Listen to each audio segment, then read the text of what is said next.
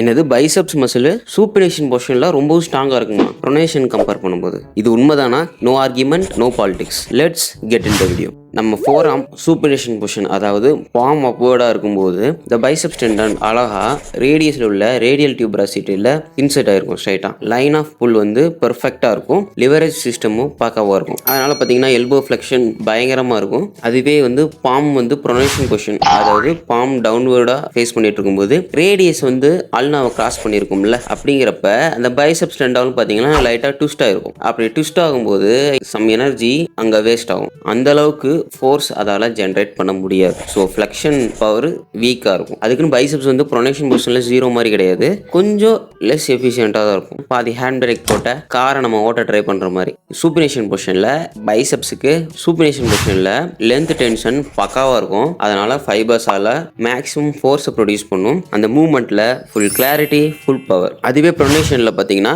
பைசப்ஸே வந்து எல்லா வேலையும் பார்க்காது. அதுக்கு சப்போர்ட் பண்ணுற மாதிரி பிரேக்கியாலிஸும் பிரேக்கர் ரேடியாலிஸும் சப்போர்ட் பண்ணுவாங்க.